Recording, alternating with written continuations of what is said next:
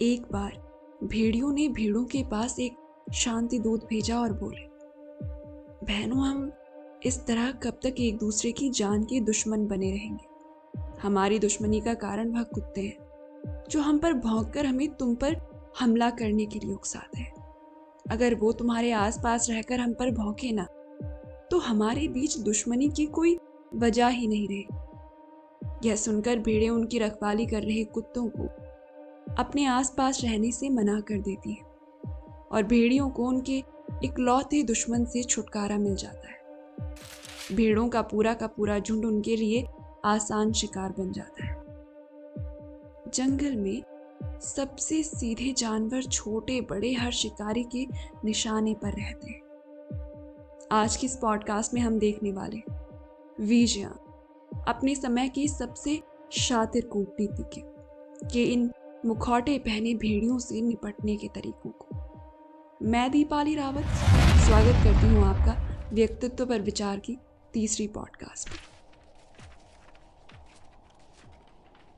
इस साल की फसल की कटाई हो चुकी थी। ऐसे में चीलिन की नगर व्यवस्थापिका और राजकोष विभाग के सभी अधिकारी कृषि कर इकट्ठा करने की तैयारियों में लगे हुए थे। क्योंकि बरसात शुरू होने से पहले यह काम निपट जाना चाहिए था, इसीलिए नगर व्यवस्थापिका से कर्मचारियों को कई टुकड़ियों में बांटकर पूरे चीलिन में भेजा गया। जूनगी जिस टुकड़ी का हिस्सा था, उसे 250 गांवों और नगरों से कर जमा करना था, जिनमें लगभग 22 तो बड़े जमींदार थे, और ये सारा काम उन्हें 3 हफ्तों में खत्म करना था। बरसात का मौसम शुरू होने वाला था। अगर मौसम ज़्यादा बिगड़ जाता तो उन्हें आधे अधूरे काम को छोड़कर कार्यालय वापस लौटना पड़ता। जूनगी को मिलाकर वो कुल 5 अधिकारी थे, 2 राजकोष विभाग से और 3 नगर व्यवस्थापिका विभाग से। एक टुकड़ी सैनिकों की लेकर वह निकल गई। इनके पास समय कम था और काम बहुत अधिक। बाकी सभी कर्मचारी तो कई बार कर इकट्ठा करने के लिए जा चुके थे, मगर जूनगी के लिए यह पहली बार था।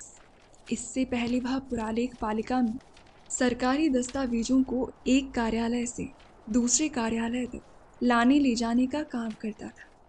जैसे ही वीजियांग नगर व्यवस्थापिका विभाग के प्रबंधक बने, उन्होंने जूनगी को नगर व्यवस्थापिका विभाग में अपने साथ रख लिया।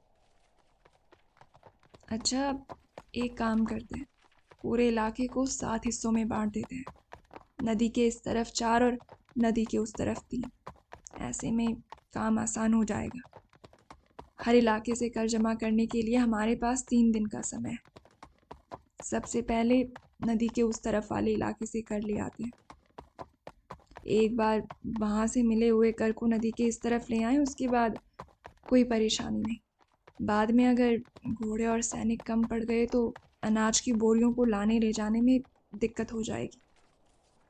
उनमें से एक अधिकारी बोला। नदी पार करके वह उस तरफ वाले इलाके में पहुंचे। गांव के प्रधान से जमीन, उसकी उर्वरकता, उसमें कौन सी फसल बोई गई थी और कितना उत्पादन हुआ, सभी चीज़ों के विषय में पूछकर वह उत्पादन पर 10% कर के हिसाब से कर की उगवाई करने लगे। कर में मिले हुए अनाज को घोड़ा गाड़ियों में लादकर चीलिन के सरकारी दफ्तर के लिए रवाना किया जाने लगा। ऐसे ही इन अधिकारियों और सैनिकों का जत्था दर्जनों घोड़ा गाड़ियों के साथ एक नगर से दूसरे नगर होता हुआ कर इकट्ठा करने लगा। अभी कर इकट्ठा करने की शुरुआत ही हुई थी कि चलते चलते यह एक नगर में पहुंचे। वहां का प्रधान इन सभी अधिकारियों को अपने साथ ले गया। यहाँ इन सभी अधिकारियों और सैनिकों के लिए ठहरने और खाने पीने का बंदोबस्त इस प्रधान ने करके रखा था। जब खाना पीना और आराम हो गया, राजकोष विभाग के अधिकारी ने कुछ दस्तावेजों को निकाला और नगर के फसलों और उत्पादन पर सवाल पूछने लगा। जूनगी भी वहीं पर था और उनके बीच चल रही बातों को सुन रहा था। वह प्रधान कुछ साठ गांठ के बदले कपास की फसल के कर के तौर पर मोटा अनाज देने की बात कर रहा था। इतना सुनकर जूनगी ने आव देखा ना ताव धपक्के से बोल पड़ा, ऐसे कैसे आप मोटा अनाज कपास के बदले दे सकते हैं। हमारे पास कर योग्य अनाजों की सूची है। इसमें लिखा गया है कि कपास श्रेष्ठ उत्पादों की श्रेणी में आता है और मोटा अनाज मध्यम उत्पादों की श्रेणी में। कपास का कर मोटे अनाज से देना एक तरह से राजकोष से चोरी करने जैसा है। आप जानते हैं ना इसकी सजा क्या है? तभी एक अन्य अधिकारी ने जूनगी को चुप करवाया और उस मुखिया की तरफ कुछ इशारा करके बोला, जूनगी सही कह रहा है, यह एक दंडनीय अपराध है। प्रधान समझ गया कि यहाँ दाल नहीं गलने वाली है और उसे पूरा कर देना पड़ेगा। उसने घोड़ा गाड़ियों में अनाज की बोरियां और कर का बाकी सामान लदवाया और सरकारी कर्मचारियों का यह जत्था आगे के लिए निकल पड़ा। 250 गांवों और नगरों में से कर जमा करने में कोई दिक्कत नहीं थी। परेशानी थी उन 22 बड़े जमींदारों से कर निकलवाने में।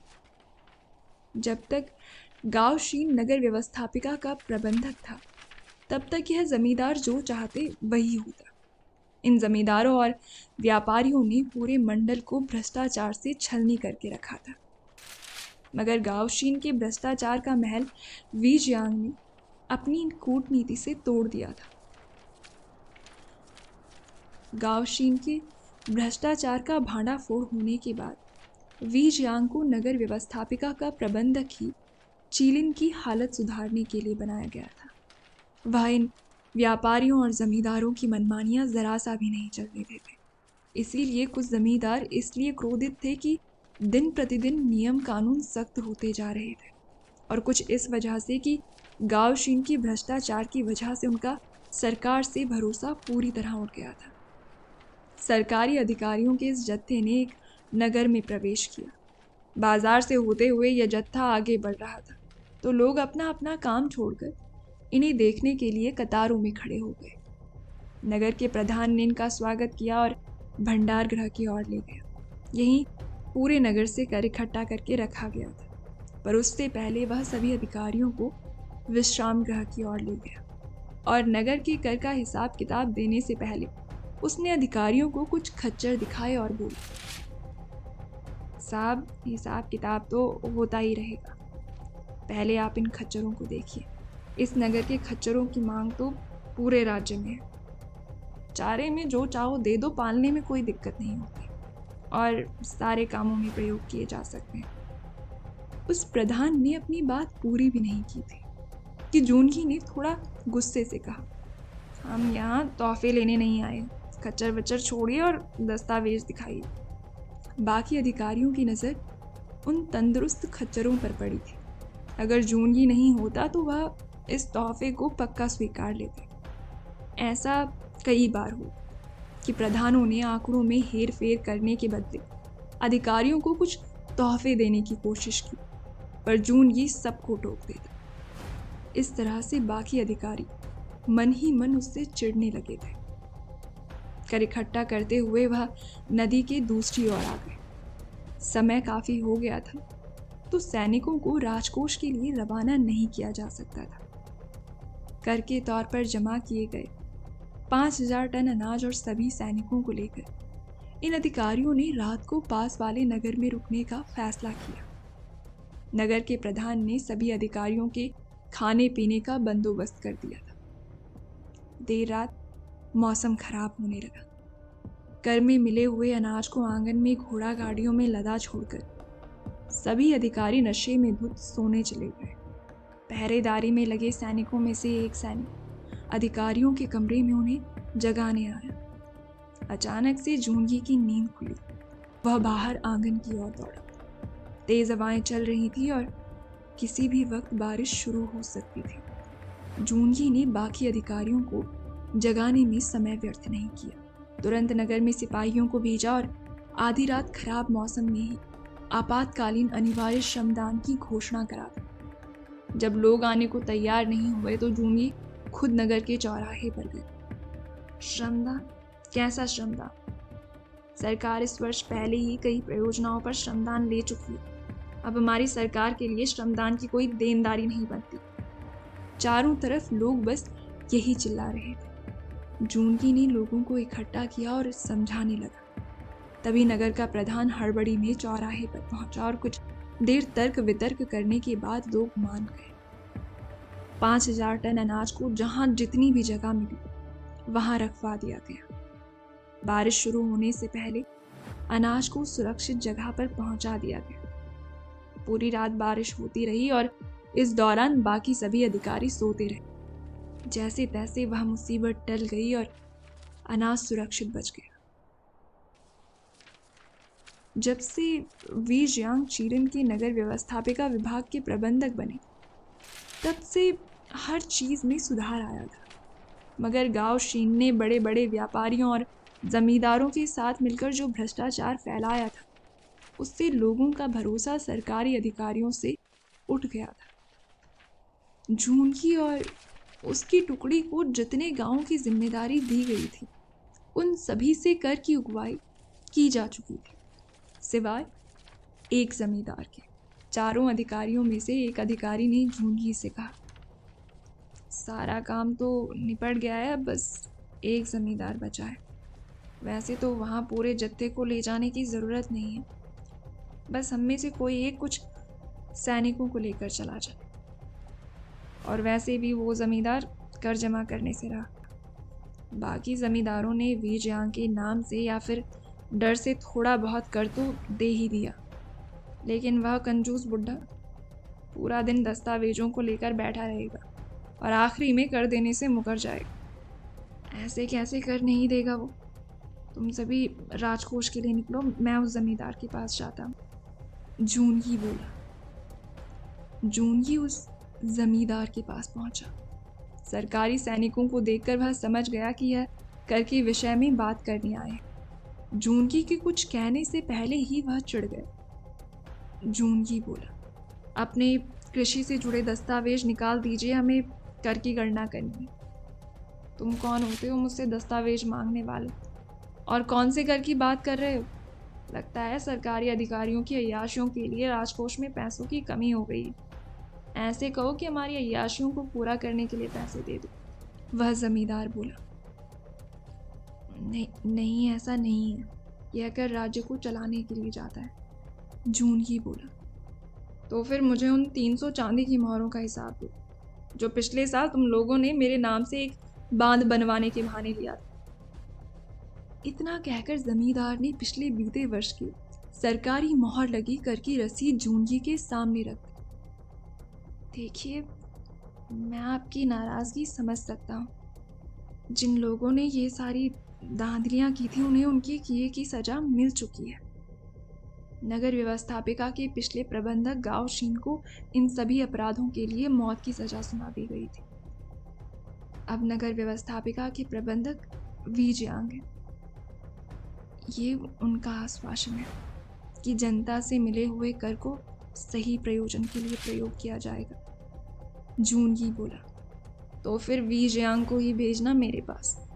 जमींदार बोला। काफी लंबी बहस के बाद सरकारी अधिकारियों की खिल्ली उड़ाने की मंशा से जमींदार बोला, वैसे मेरे पास कर के तौर पर देने के लिए जानवरों का चारा है, वो लेना है तो ले लो, सरकारी घोड़ों के काम आएगा। जूनगी ने जानवरों का चारा लेने के लिए हाँ कर दी और घोड़ा गाड़ियों में लाद कर राजकोष के लिए निकल गए।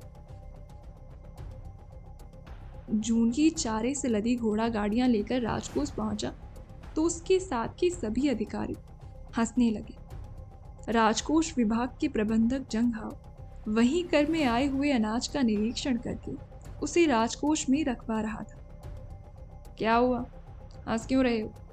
जंग हाव ने पूछा। उन अधिकारियों में से एक ने कहा, जूनगी उस जमींदार से कर के तौर पर गाड़ियों में भूसा भरकर लाया है। जंग हाव जूनगी की तरफ बढ़ा और उससे कर के हिसाब किताब के दस्तावेज मांगे और गुस्से से चिल्लाया, बड़े जमींदारों से कर की उगवाई चांदी की मोहरों में की जाती है, ये खेतों का कचरा भर के ले आए। कर योग्य सामान की सूची में 22वें स्थान पर लिखा हुआ था कि जानवरों का चारा कर के तौर पर ग्राह्य है। वो सरकारी तबीलों और अस्तबलों में काम आता है। जूनगी बोला। कावशीन ने उस जमींदार से 300 चांदी की मोहरें ली थी, यह कहकर कि इस पैसे से उस जमींदार के नाम से एक बांध बनवाया जाएगा, पर वह बांध कभी बनवाया नहीं गया। उस जमींदार के पास इस मामले की सरकारी मोहर लगी रसीद भी थी, इसीलिए उसने कर देने से साफ मना कर दिया। मेरे बहुत दबाव डालने के बाद उसने कर के तौर पर ये चारा दिया है। मोटे अनाज के भूसे को तुम चारा कहते हो? जंघाव चिल्लाया। उसने जूनही को सभी बड़े छोटे अधिकारियों के सामने खूब खरी खोटी सुनाई। तभी वीजियांग बोले, कम से कम उस चारे को देख तो लेते, अब उस कूड़े को साफ करना पड़ेगा। आप यहाँ पर खड़े मत रहो, जाओ यहाँ से। जूनही सर झुकाकर उन सभी अधिकारियों के बीच से शर्मिंदगी के साथ राजकोट से बाहर निकल आया। अभी पूरे चीलिंग से कर नहीं आया था, इसीलिए अभी विजयांग घोड़ा गाड़ियों और सैनिकों को तैयार कर रहे थे ताकि उन्हें चीलिंग के अलग अलग इलाकों में कर में मिले अनाज को लाने के लिए भेजा जा सके। देर शाम जियांग ने जूनही को अपने पास बुलाया और उसे उनके साथ उनके भवन आने को कहा। नगर में कोई दो भाइयों के बीच लड़ाई हुई थी और मामला नगर व्यवस्थापिका तक पहुंच गया था, उसी विषय में बात करने के लिए। रास्ते में चलते चलते जियांग बोले, सुनने में आया कि तुम लोगों के कर इकट्ठा करने के दौरान बारिश आई थी और 5000 टन अनाज भीगते भीगते बचा। जूनही उस परिस्थिति की गंभीरता को बताते हुए बोला, हाँ, उस दिन तो कर में मिला अनाज बर्बाद होते होते बचा। आधी रात में आपातकालीन अनिवार्य श्रमदान की घोषणा करनी पड़ी। मैं अकेला ही था वो सब संभालने के लिए और लोग श्रमदान के लिए मुकर रहे थे। वो तो ठीक हुआ कि नगर का प्रधान वहाँ पर सही समय पर पहुँच गया और फिर उसने लोगों को मनाने में मेरी मदद की। प्रधान मतलब बाकी अधिकारी कहाँ थे? जियांग ने पूछा। उन लोगों ने कुछ ज़्यादा ही पी ली थी, इसीलिए वो सो रहे थे। जूनही जियांग को पूरे 3 हफ्तों की कहानियाँ सुनाता रहा। तभी जियांग ने भूसे वाली बात छेड़ दी। बस उसके बाद क्या था, जूनही के अंदर जितना भरा पड़ा था उसने सब कुछ कह डाला। सारे कर की उगवाई तो हो चुकी थी, बस आखिरी में वो जमींदार बच गया था। बाकी अधिकारी तो कह ही रहे थे कि वो कर नहीं देगा, पर मुझे यह बात पता नहीं थी कि गाओशीन ने उससे पैसे लेकर रखे। मैंने तो अपनी तरफ से पूरी कोशिश की उससे कर की उगवाई करने की, पर ना ही कर की उगवाई ठीक से हुई और आखिरी में सबके सामने मेरा मजाक भी बन गया। जिस रास्ते से जियांग और जूनही गुजर रहे थे वहाँ रास्ते में एक लावारिस कुत्ता बैठा हुआ था। उसकी तरफ जूनही का ध्यान खींचते हुए जियांग बोले, ये कुत्ता देख रहे हो? यहाँ आसपास इस इलाके में इसके अलावा और कोई कुत्ता नहीं है, क्योंकि इसने उन्हें यहाँ से भगा दिया और वो कुत्ते इतने डरे हुए हैं कि यहाँ इस तरफ आने की हिम्मत नहीं करते। जब भी कोई नया कुत्ता इस तरफ आने की कोशिश करता है तो ये उसे भी डरा कर भगा देता है। जानते हो ऐसे में क्या होगा? क्या? उस तरफ वाले कुत्तों की संख्या बढ़ती जाएगी और जिस दिन वह संख्या में इतने हो गए कि इससे लड़ाई में जीत पाए, उस दिन वह इसे इसके ही इलाके से खदेड़ देंगे। ऐसे ही इंसानों में भी है। जिस क्षण जिस दिन किसी व्यक्ति के मन में तुम अपने लिए जरा सा भी रोष पैदा करते हो, उस दिन तुम अपने शत्रुओं को एक और मित्र दे देते हो। और कोई भी व्यक्ति अपने शत्रुओं की फौज को मजबूत नहीं करना चाहेगा। तुम्हारे साथ के सभी अधिकारी उन तोहफों को लेना चाहते थे और शायद वो ले भी लेते अगर तुम उनके साथ ना होते, मगर हर बार तुमने उनसे बिना सलाह लिए, बिना उनकी मर्जी जाने अपनी मर्जी से ना कह दिया। तुमने वह सब कहा क्योंकि तुम वह कहना चाहते थे, क्योंकि तुम्हें वह सही लगा। और ऐसे ही अपनी भावनाओं पर नियंत्रण ना रख पाने की वजह से न तुम अपनी कमजोरियों को छिपा पाते हो और ना ही दूसरों के षड्यंत्रों को भांप पाते हो। इससे जो तुमने अपने और इन अधिकारियों के बीच में तनाव पैदा कर दिया है, वह अब आसानी से खत्म होने वाला नहीं है और इसका नुकसान तुम्हें लंबे समय तक झेलना पड़ेगा। तो क्या मुझे वो तोहफे पकड़ लेने चाहिए थे? शायद हाँ।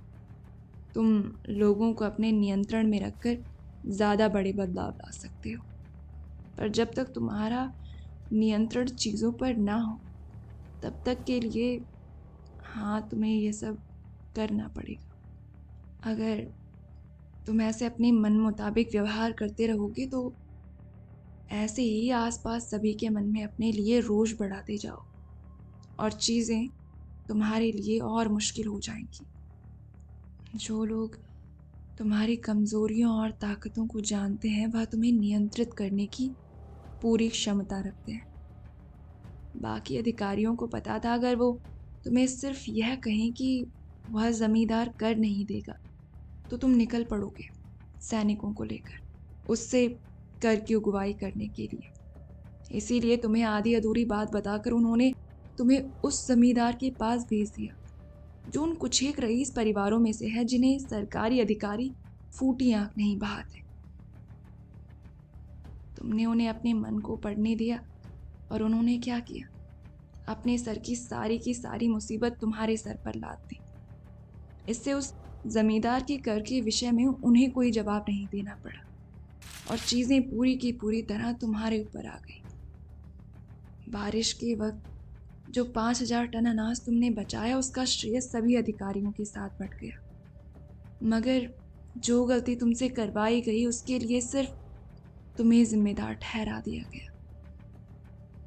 वहां तुम्हें जमींदार के लोगों के आगे जिल्लत झेलनी पड़ी और यहाँ राजकोष के अधिकारियों के आगे। क्यों? ठीक कहा ना मैंने? तुम्हें ये नुकसान झेलना पड़ा सिर्फ इसलिए क्योंकि तुम्हारी अपनी भावनाओं पर नियंत्रण नहीं था। और ऐसे कई और नुकसान, कई बड़े बड़े नुकसान झेलने पड़ेंगे अगर अपनी पसंद नापसंद, अपनी भावनाओं को खुद से अलग रखकर फैसले लेना शुरू नहीं करोगे। जूनगी, तुम इस जंगल में प्रवेश ले चुके हो। अब यहाँ या तो तुम शिकार बनोगे या फिर शिकारी। उन्हें बदलने की कोशिश करना बेवकूफ़ी है। इस जंगल में कोई भी शिकार नहीं बनना चाहता, कोई भी अपनी कमियों को गिनवाकर शर्मिंदगी नहीं चाहता। ऐसा करने की कोशिश करोगे तो उनके मन में अपने लिए खटास बढ़ाते जाओगे। 4 अधिकारियों की नाराजगी, उस छोटे तनाव की कीमत तुम्हें राजकोष के सभी अधिकारियों के सामने बेइज्जत होकर चुकानी पड़ी। तुम्हें नहीं लगता कि ना तुम उन अधिकारियों को नाराज करते, ना उनका ध्यान तुम पर आता, ना वो तुम्हारी कमजोरियों और क्षमताओं को भांपते, ना ही तुम्हारी कमियों का प्रयोग करते और ना ही तुम्हें यह शर्मिंदगी झेलनी पड़ती। जब तक तुम इंसानी स्वभाव, उसकी मानसिकता की समझ नहीं रखोगे तब तक ऐसी ही बेवकूफ़ियाँ करते रहोगे और उसका परिणाम भी कुछ ऐसा ही होगा। अगर तुम अपने आसपास तनाव की धुंध नहीं बढ़ने देना चाहते, उसके लिए ज़रूरी है कि तुम इंसानी स्वभाव को समझो। उनके चेहरे के हाव भाव, उनकी कमज़ोरियाँ जिन पर बात आते ही वह अपने हथियार ग्रह के पूरे अस्त्र शस्त्र निकाल लेते हैं। उनकी ताकत, उनकी पसंद नापसंद, जिस व्यक्ति में सामने खड़े व्यक्ति के मन को पढ़ने की क्षमता होती है, वह परिस्थितियों को नियंत्रित करने में अक्सर सफल रहता है। जियांग के इतना कहने के बाद कुछ देर उनके बीच में शांति बन गई। कल शाम को समारोह में मेरे आसपास ही रहना, जियांग बोले। जियांग ने सभी अधिकारियों के सामने एक प्रस्ताव रखा था कि हर 15 दिन में एक चाय समारोह का आयोजन करवाया जाए, जिसमें चीलिन के कार्यालय के सभी अधिकारी व कर्मचारियों को शामिल किया जाए, ताकि कार्यालय में चल रही गतिविधियों पर चर्चा की जा सके और भविष्य में कोई और गावशीन पैदा ना हो। सुनने में प्रस्ताव सभी को अच्छा लगा और राज्याध्यक्ष ने समारोह की अनुमति दे दी। प्रस्ताव नगर व्यवस्थापिका विभाग के प्रबंधक ने रखा था, तो समारोह की अगुवाई भी उन्हीं को करनी थी और यह समारोह नगर व्यवस्थापिका के कार्यालय में होना था। अचानक से समारोह की सुबह एक अफवाह चली। कुछ उग्रवादी चीलिन के सरकारी इलाके की तरफ बढ़ रहे थे। कुछ गांवों के किसान और जमींदार बढ़े हुए कर की दरों की शिकायत लेकर काफी गुस्से में हैं और भीड़ अनियंत्रित हो सकती है। इस खबर के फैलने से सभी अधिकारी सतर्क हो गए। चारों ओर हड़बड़ी का माहौल फैल गया। मगर इस घटना के बावजूद भी शाम को समारोह का आयोजन किया गया, जिसमें सभी अधिकारियों और कर्मचारियों ने हिस्सा लिया। जब से जियांग ने गाओशिन के भ्रष्टाचार का खुलासा किया था, तब से हर किसी का ध्यान उनकी ओर आ गया था। खुद को हर सभा में ऐसा नजरअंदाज होता देख जंग हाओ के मन में जियांग की छवि को खराब करने का विचार चल रहा था, ताकि वह फिर एक बार सभा में ध्यान का केंद्र बना रहे। अगर इस समारोह का आयोजन किया जाता तो न सिर्फ निचले वर्ग के अधिकारियों और कर्मचारियों के बीच जियांग की इज्जत बढ़ती, मगर राज्याध्यक्ष समेत सभी उच्चाधिकारियों का ध्यान भी जियांग पर आ जाता। इस पर अगर सभी कर्मचारियों और अधिकारियों को काम पर उलझा दिया जाए और वह समारोह में हिस्सा ही न ले पाए, तो जियांग का यह प्रयास हास्य का विषय बन जाता। इसीलिए जियांग ने न सिर्फ राजकोष विभाग के सभी कर्मचारियों को काम पर उलझा दिया, पर साथ ही वह अफवाह भी चला दी। जियांग पहले से ही चौकन्ने थे। उन्हें पता था कि समारोह का आयोजन इतना आसान नहीं होगा। उन्होंने सुबह जल्दी ही राज्याध्यक्ष से मिलकर आदेश जारी करवा दिया था कि सभी अधिकारियों का समारोह में सम्मिलित होना अनिवार्य है। जब शाम को समारोह में गावशीन ने सभी अधिकारियों और कर्मचारियों को मौजूद देखा तो वह चिल्लाया, हम सभी यहाँ पर क्या कर रहे हैं? उग्रवादियों की हिंसक भीड़ किसी भी वक्त सरकारी इलाके में पहुंचती होगी। यह समारोह न सिर्फ पैसों की बर्बादी है, मगर समय की भी बर्बादी है। इतने में जियांग ने बड़ी ही शांति से कहा, जंग हाओ, आप चिंता न करें। मुझे पता है कि आम जनता पिछले घोटालों से परेशान है, इसीलिए पूरे चीलिन में सैनिक हर वक्त ऐसी घटनाओं को रोकने के लिए चौकन्ने रहते हैं। अगर कहीं भी कुछ ऐसा हो रहा होता तो पहले खबर आप तक नहीं, मुझ तक पहुंचती। आप मुझ पर भरोसा करें कि यह खबर सिर्फ एक अफवाह है। जंग हाव ने गुस्से में अपने असली तेवरों की एक झलक सबको दिखा दी थी। इस पूरी घटना के दौरान जूंगी जियांग के आसपास ही रहा और पूरी घटना को काफी नजदीक से देखा। अच्छा, तुम्हें क्या लगता है गाओशिन सभा में ऐसे क्रोधित क्यों हो गया था? जियांग ने जूंगी से पूछा। क्योंकि अफवाह चली थी कि एक भीड़ कुछ शिकायतें लेकर सरकारी इलाके की तरफ बढ़ रही है, इसीलिए उन्हें लगा होगा कि हमें उस वक्त समारोह में हिस्सा लेने की बजाय उस मुद्दे को संभालना चाहिए। शीत युद्ध तनाव की एक चरम सीमा होती है, जियांग बोले, और सबसे घातक भी। ऐसे में आपको अपने चेहरे पर एक सभ्य चादर ओढ़ कर रखनी पड़ती है। सीधे मुंह पर आप कुछ कर नहीं सकते और वार आड़े तिरछे तरीकों से किया जाता है। मैंने तुम्हें अपने मन और भावनाओं पर नियंत्रण रखने के विषय में समझाया था, पर क्या हो अगर तुम अपने शत्रु को मजबूर कर दो उसके मन और भावनाओं पर नियंत्रण खोने के लिए। जब एक व्यक्ति अपना नियंत्रण खो बैठता है तो वह अपनी कमजोरियों और वास्तविकता को जग जाहिर करना शुरू कर देता है। जब जियांग ने क्रोध में उस समारोह को पैसों की बर्बादी कहा, उस वक्त हर कोई उसकी ईर्ष्या को देख पा रहा था। जब मैंने इस समारोह के आयोजन का प्रस्ताव रखा था, तब जंग हाओ उन लोगों में से था जिन्होंने इस प्रस्ताव के प्रति सबसे पहले समर्थन जताया था। ठीक वैसे ही जैसे जब तुमने उन प्रबंधकों से तोहफे लेने से मना किया और तुम्हारे सामने बाकी अधिकारियों ने तुम्हारी बात को पूरी तरह समर्थन दिया, अपने मंसूबों को सभ्यता की चादर के पीछे छिपाते हुए। मगर पीठ पीछे उसने वाह फैला दी ताकि सभी अधिकारियों और कर्मचारियों को व्यस्त रखा जा सके और वह इस समारोह में भाग ही न ले पाए।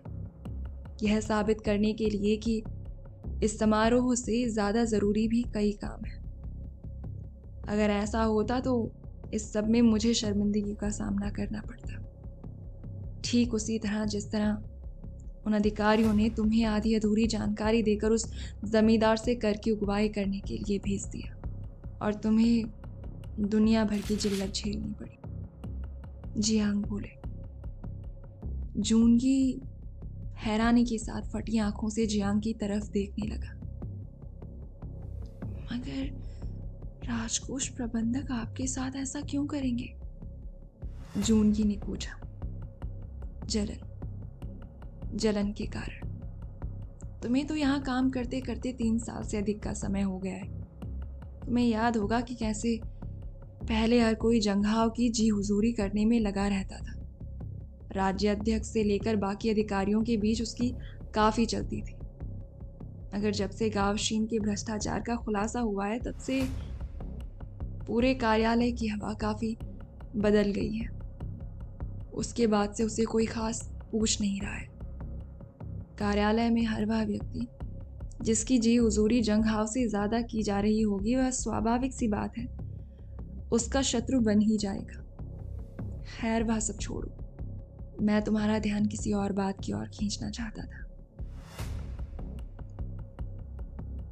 जैसे कि एक कुशल शिकारी का गुण होता है अपने शिकार की हरकतों को भांपना।